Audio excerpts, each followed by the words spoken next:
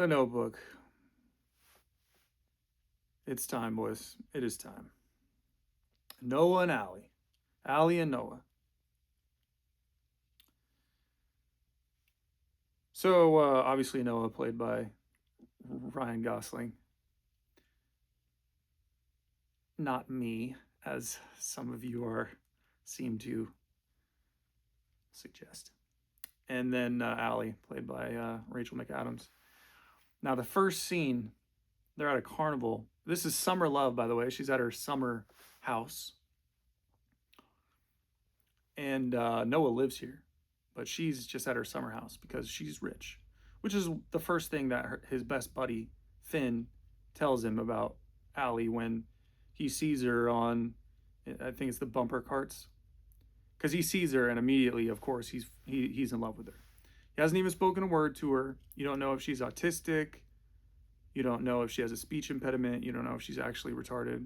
You don't know if she's just dumb or a skank or, a bitch. You don't know anything. But he just sees her, of course. It's just all you have to do is just look at her, and apparently he's just, oh my God, she's the one, amazing. And the first thing his buddy tells him is, because he asks, who's that? And Finn says, oh, that's Allie something. Her dad's richer than God. Okay, cool. So this is a reoccurring theme. I'll get into it, but so when she's around all her friends, she has all her friends. She has tons of guy friends, tons of girlfriends around her, and he walks straight up to her, bro. This is literally what happens. He walks straight up to her, gets right in her grill, just right like this, literally nose to nose, and he says, "You want to dance with me? You want to dance with me?" She says, "No." He's like, "Why not? Dance with me." She's like, "Because I don't want to." And so that's what I want you to do. The next time, if there's some chick that you like, bro, that's what I want you to do. If she's with a group of friends, even better. If she's alone, whatever, just go straight up to her, get nose to nose, right in her grill. Never even spoken a word to her, and just be like, "You want to dance with me?" Let me know how that goes. So obviously it doesn't go well for him, but we have already this sort of, it's setting the scene for what this movie is conditioning men to do something, to think a certain way. You got to be bold. You got to pursue. You're obsessed with the woman because of her beauty. You got to pursue. And it gets crazier because she gets on the Ferris wheel with a guy, by the way. I don't know who this guy is, but she's with this guy sitting in a Ferris wheel seat. That's what this is, right? The Ferris wheel. This motherfucker, dude, Noah, absolutely out of his mind. Out of his mind. He runs full sprint, jumps while the Ferris wheel's going around, and jumps onto, as her seat comes around on the bottom side, he jumps onto it and gets on. Everybody starts freaking out on the Ferris wheel. What's this dude doing? He's crazy, man. He nudges himself in between her man and her. "Hey, what's good? What's good? I'm Noah. Nice to meet you." And she's like, "What the hell, dude? Like, what the hell?" He says, "You want to go on a date with me? You want to go out with me?" She says, no. And he's like, "Why not?" She says the same thing. I think she says, because I don't want to. You're crazy." So what he proceeds to do is he gets out of the seat and he holds on to it because the dude down below, the operator, he's like, "Dude, you got to get out. You can't be up there." He's like, all right. So he gets up on one of the rungs, and he gets out of the seat, and he's just hanging, 100, 200 feet in the air. And he says, "Go out with me. Why do you want to go out with me?" And she keeps saying no. She's just like, "No, you're crazy." And so he just lets go of one arm. He's like, okay, you give me no choice. So basically he's implying that he's gonna fall to his death if she doesn't say yes to him. He's literally ready to kill himself. To kill himself, bro. That's how much he wants her. Never spoken a word to her. That's how much he's dead set on going out with this chick. And so he lets go, and she's like, oh my God, everybody's freaking out. Noah, don't, you're stupid. And then he's like, go out with me. Go out with me. She says, fine, I'll go out with you, because she thinks he's going to let go. And he says, say it again. She says, I'll go out with you. He says, say you want to go out with me. She says, I want to go out with you. Again, I want to go out with you. Dude, I want you to try this. This is what I want you to try. I want you to try something like this out in the world. Let me know how this goes. Try to threaten to kill yourself. Hey, I'm gonna step in front of this bus right here if you don't go out with me. Or I'm gonna put my hand on the stove if you don't go out with me. Or I'm gonna chop my finger off if you don't go out with me. Do that, and then with the next girl that you see that's just absolutely banging like a 10. Do that. Let me know how it goes. Let me know how it goes. He basically bullies her into going out with him.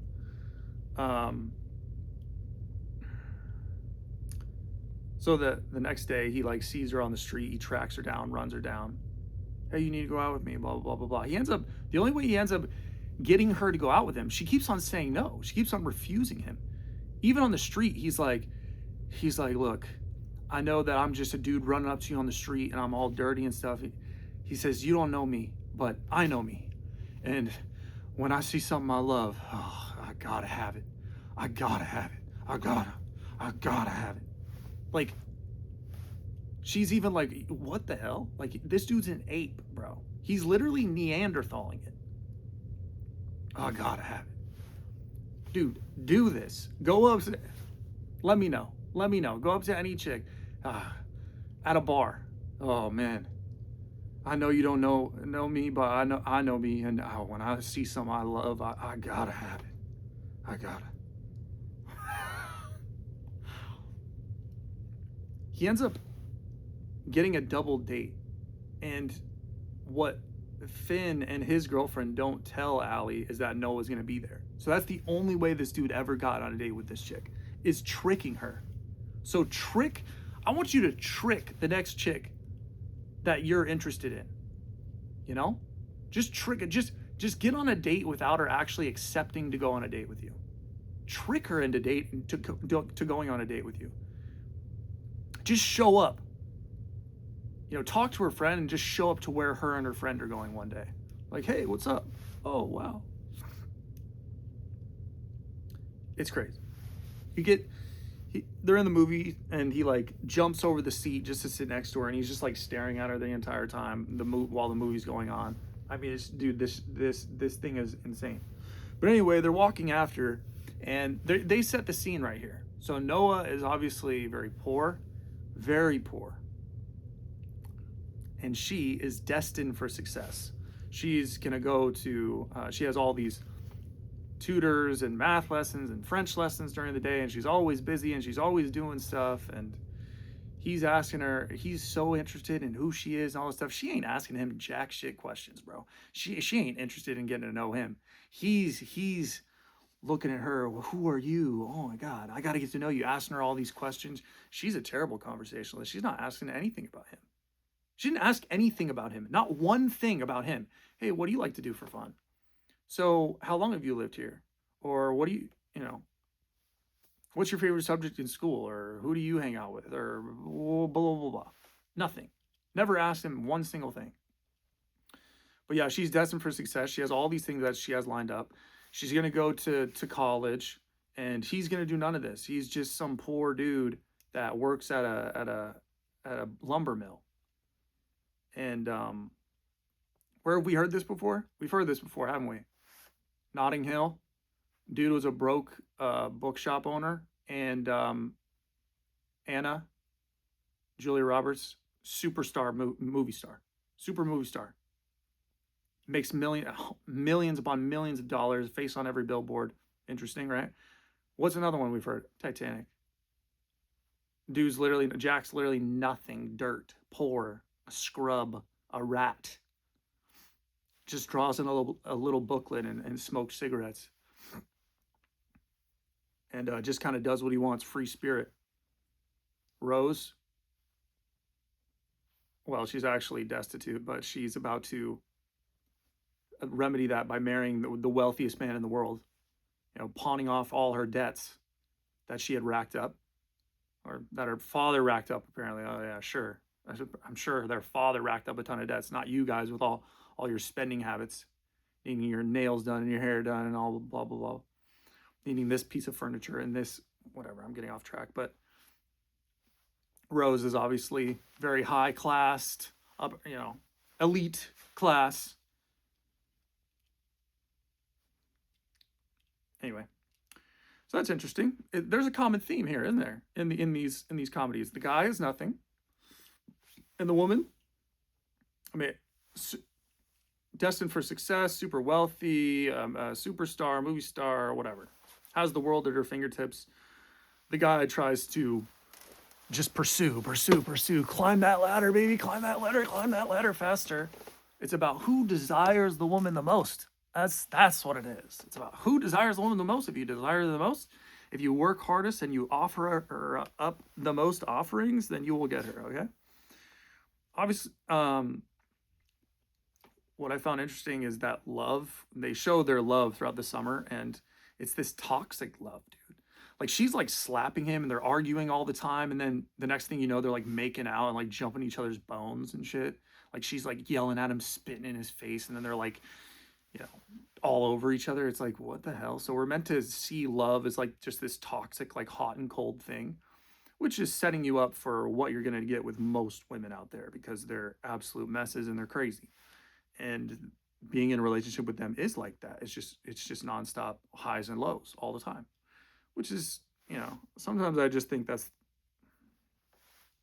might just be what this feeling called love is or whatever. But okay, so we're approaching the end of the summer, and the crazy thing is she actually decides to go to an out-of-state college in New York. They live in South Carolina, I think, or no, maybe Georgia. And she chooses to go to a college in New York. They live in Georgia, and she chooses to go to a college in New York. Doesn't tell him about it. Doesn't say anything. His mother divulges this information when they're at a dinner at their house. Or her mother divulges this to Noah. Allie didn't even tell Noah. So then one night, they're out really late. They try to bang. They weren't successful. And then Allie's parents send the cops out looking for them. So they rush back home. And basically, Allie's parents just hate Noah because he's garbage. He's trash. Her mother says he's literal trash. He's trash. He's trash. He's trash. You can't be with this boy. You need somebody upper class, wealthy, established, blah, blah, blah, blah. And, we're meant to think that Allie is like trying to give her parents the finger and like, no, I want to be with them. I love them, all this stuff. But you chose a college out of state in New York. So what are you doing? He ends up just leaving because he overhears all this stuff. And he's just like, you know what? I'm dipping. She chases after him. Allie chases after him. And she's like, wait, Noah, where are you going? Blah, blah, blah. And he basically says, you know what? I don't think this is going to work because you're leaving. You're leaving. She says, but I don't have to leave. But the thing is, you already chose to go to a college in New York without even telling me. So clearly you didn't really give a fuck about me. Like, you don't give a fuck. You didn't even consult me about it. So like, clearly you don't give a shit. You're destined for success, apparently. You're on your feminist Miss Independent shit. And Noah's like, no. He's like, that's what I mean. You got because he said, you got to go. I don't know about this, bro. She doesn't have to go, but I get what he's saying. He's saying that you already chose to go. So clearly, if you stayed with me, that's like a pity stay, or you're staying and you're sacrificing what you actually wanted to do, because clearly it seems like you actually wanted to do this. Like, you didn't give a shit about me because you already chose to go to this college. And what she immediately says, like almost immediately after she says, well, you can come, or I can stay. I don't have to go. What she says immediately after that is, or you can come up. You can come with me. Come to New York with me. He's like, what? Come to New York with you? What would I do in New York? And she says, be with me? Yeah. So this is the common, again, reoccurring thing. Chase the, you're nothing. Your life is nothing, bro. You're garbage. Go chase the woman, be with her as she goes around her dominate the world tour. She's going to go to college and then she's going to go here and you just follow her everywhere. Your life is her life now, basically. They're trying to reverse the roles here. It's crazy.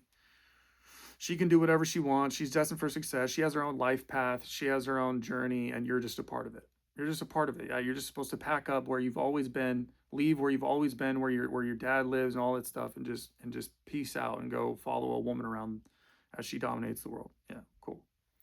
So eventually, they break up, and she ends up leaving, and he stays in Seabrook. She ends up going to this college in New York. And he writes her letters, 365 letters, one letter every single day of a year.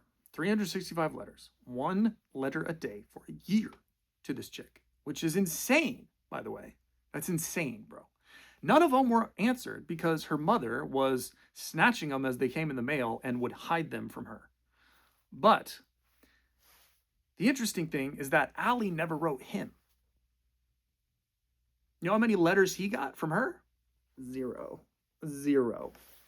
He wrote 365 letters every single day, all unanswered. That's 365 texts, unread that he sent every single day for a year. That's craziness. That's absolute insanity, bro. She never sent you one text, not one. Didn't even read them.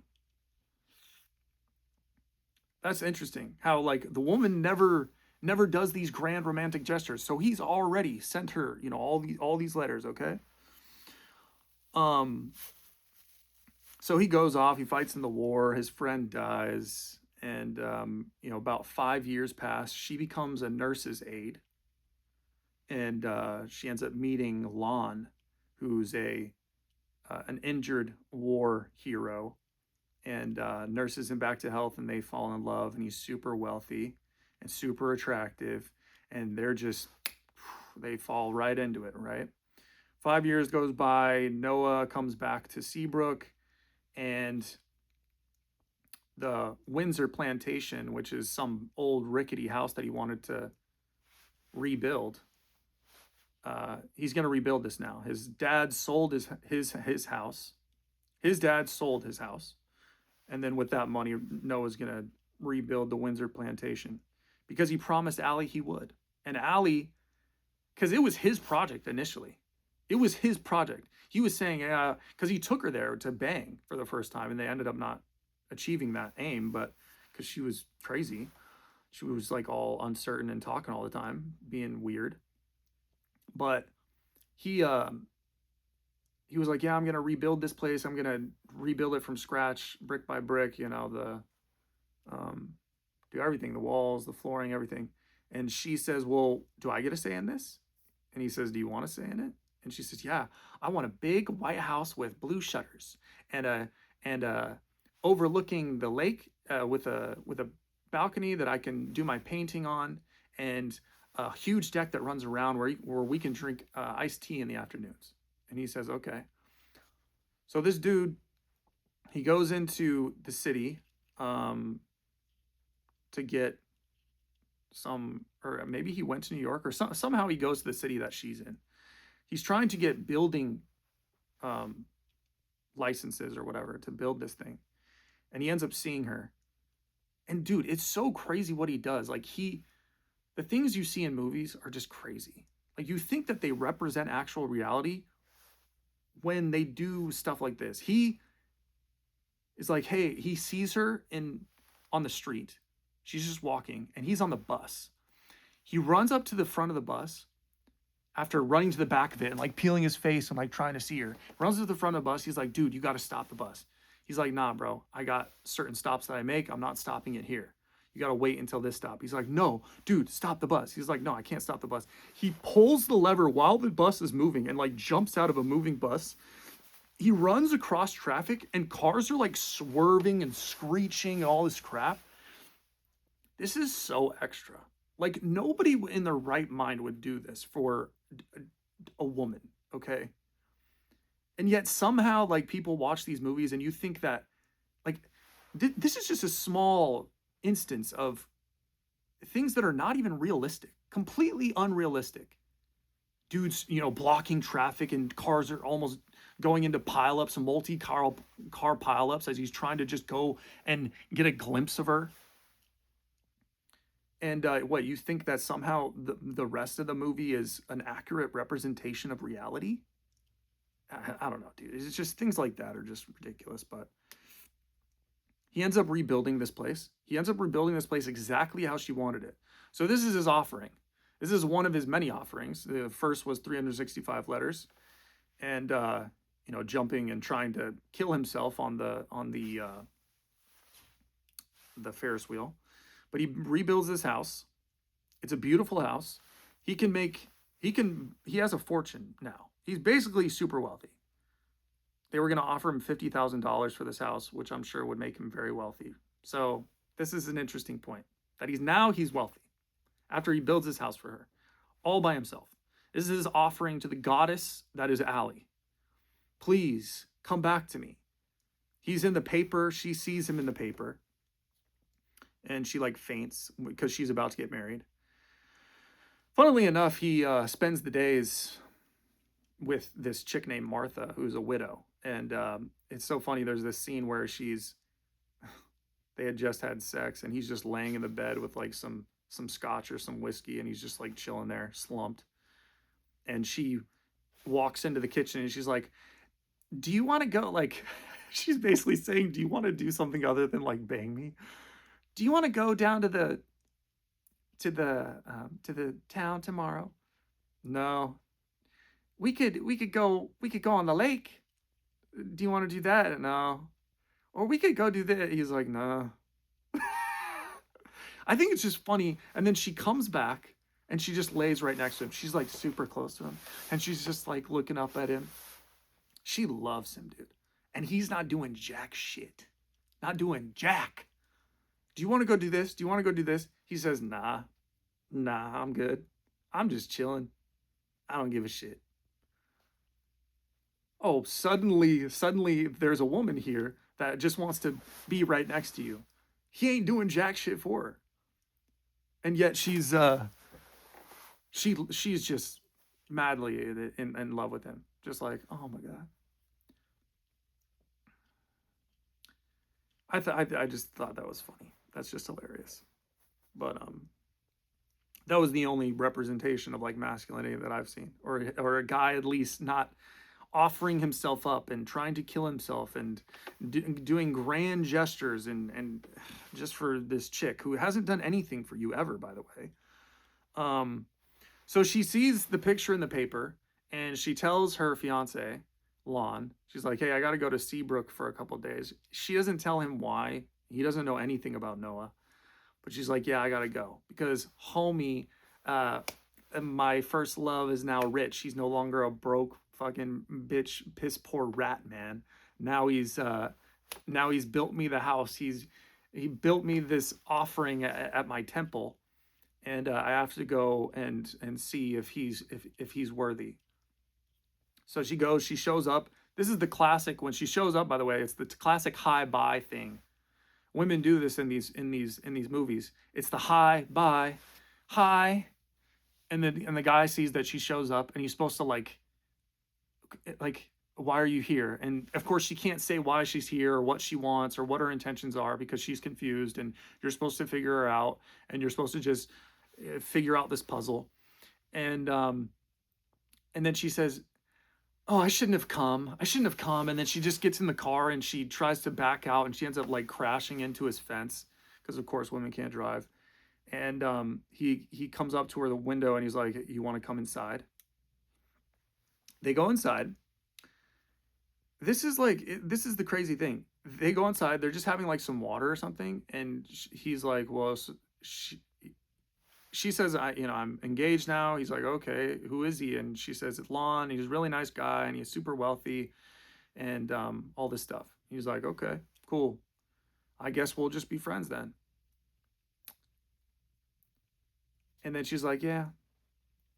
And then he says, do you want to stay for dinner? Like, bro, what are you doing, bro? Stop doing this. Stop. Like, the dude is he keeps on asking, like, stay for dinner. She has a fiance. If she has a fiance and she shows up and she's just like, yeah, I love him. She shows up to your place that you built for her. She comes in, she flashes her wedding ring at you that's freaking massive, that weighs like 10 pounds. She's like, yeah, I love him. He's really great. And you're just being, you're what? You're just meant to like sit there and be like, oh, cool. Okay. You can dip. Like, peace. Sounds good. Bye. Well, you just want to come here and tell me that you love some other man when I just literally built all this for you, all this crap? What he does instead? No. He says, you want to stay for dinner? He cooks for her. So not only is this offering of this grand house that's perfect for exactly what she wanted, now he cooks for her.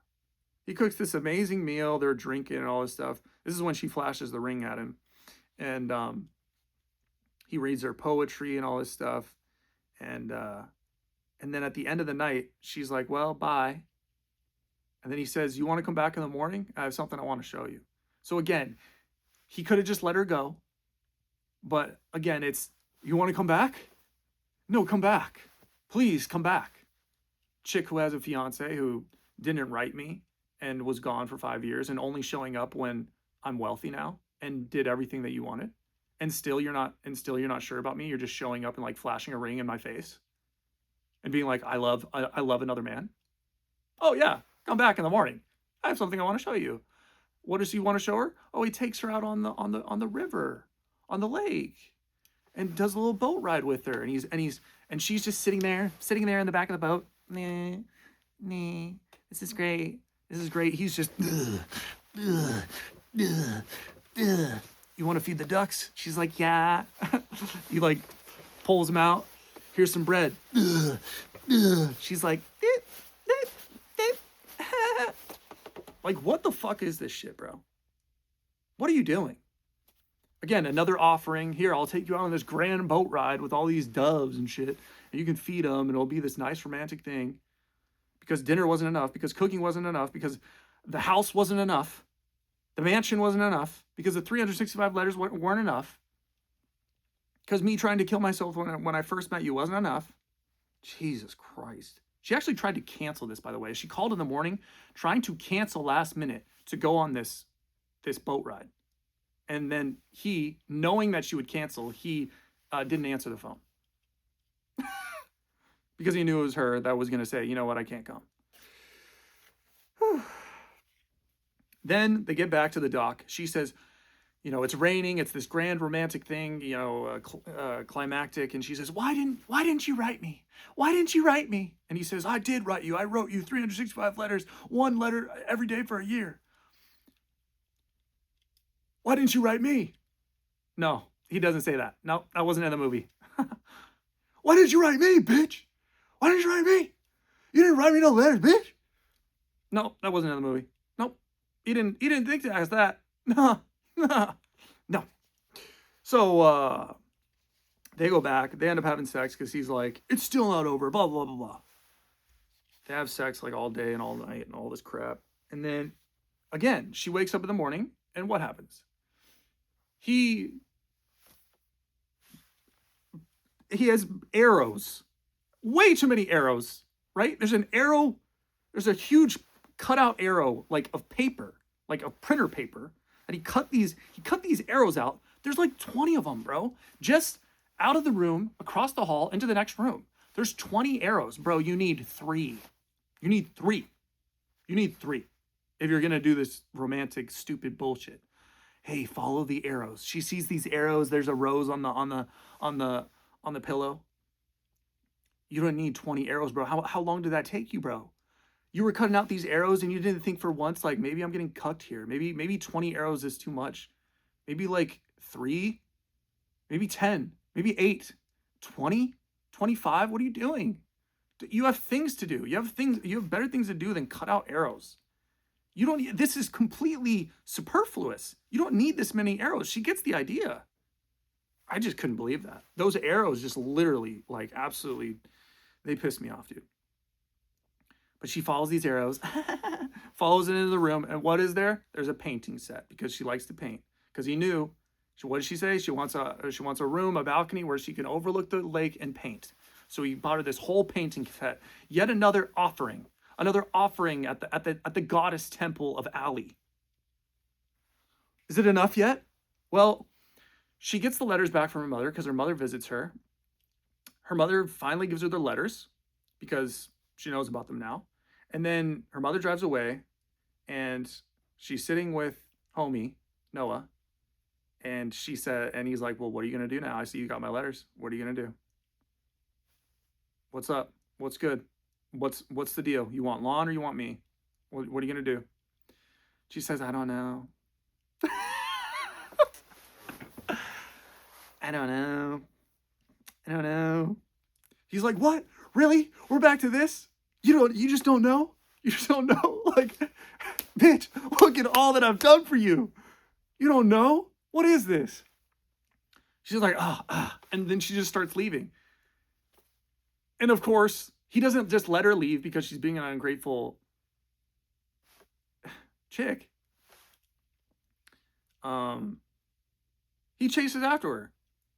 Would you just stay with me? Would you just stay with me? Why? What for? We're already fighting. Well, that's what we do. We fight. You tell me where I'm being an arrogant son of a bitch, and I tell you when you're being a pain in the ass, which you are 99% of the time. I'm not afraid to hurt your feelings, blah, blah, blah, blah. He closes the door for her. And then of course, she doesn't say anything nice. She's just calling him like an arrogant son of a bitch. Like, she's not saying anything nice to you, bro. Arrogant son of a bitch, after I just, look at what all I've done for you. I'm an arrogant son of a bitch. Really? What? You're only here because I'm rich now, and I did all this crap for you, and you still don't know. Dude, I just can't take it, man. I'm gonna lose my mind. I will end up in an asylum after all these videos are done, or movies are done. Of course, he has to confess, right? She doesn't confess. She doesn't say, I love you. He says it first. By the way, he said, I love you first, by the way, in the beginning of the movie. He said, you know, I love you, right? And she said, and then it took her like half a minute to say, I love you too. She could barely say it. It's like a whisper, bro. She barely got it out. I love you too. You sure? But anyway, he says, I want you forever, you and me, every day. She starts crying. Would you just decide? Would you just make a choice? What do you want? It's not that simple. No matter what I do, somebody gets hurt, blah, blah, blah, blah. Oh my God, bitch. Get out of here. Then she ends up going back to Lon. This is it. This is the end. She ends up going back to Lon, and she basically tells him what she was doing and what she's got to decide, and between him and Noah. And Lon looks at her, and like any rational man would, he says, "Look, you know, I love you, but I don't think I should have to convince my fiance to marry me." And she says, no, you don't. I know I should be with you. So the rational dude who's just like, yeah, I'm not going to convince you to be with me. Even though homie Noah over here is like a madman. Literally mad, bro. Mad. She tries to leave multiple times. Would you just stay with me? He's trying to convince her. He's convincing, everything, his entire life is like one convincing session to Allie of be with me. That's his entire life, is convincing her. Would you just stay with me? Look at this house I built for you. I took you out on the lake. I wrote you 365 letters. I cooked you a meal. Would you just stay with me? Homie Lon's like, I mean, I'm not going to convince you to stay with me, like to be with me. And what happens at the very end? Who does she choose? Does she choose rational dude, masculine dude, Chad, who's just in his frame and is just like, yeah, I'm not going to convince you to be with me? No. She chooses simp dude, homie, head in the clouds, completely delusional, brain dead. You're amazing. I'll do anything for you. I'll die for you. The first time I ever saw you, I tried to kill myself. Which is another reoccurring theme, by the way. That was also in Titanic.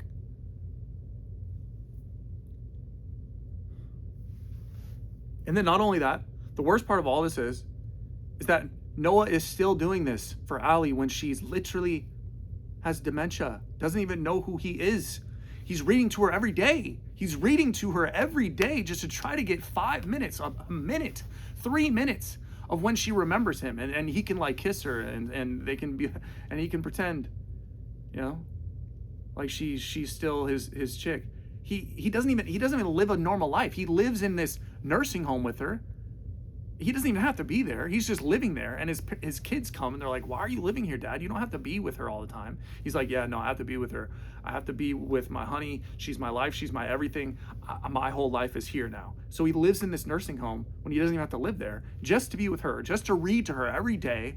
Just like, she doesn't even remember you, bro. She's like almost on her deathbed, and you're still offering up. You're still making the offerings at this temple, this altar.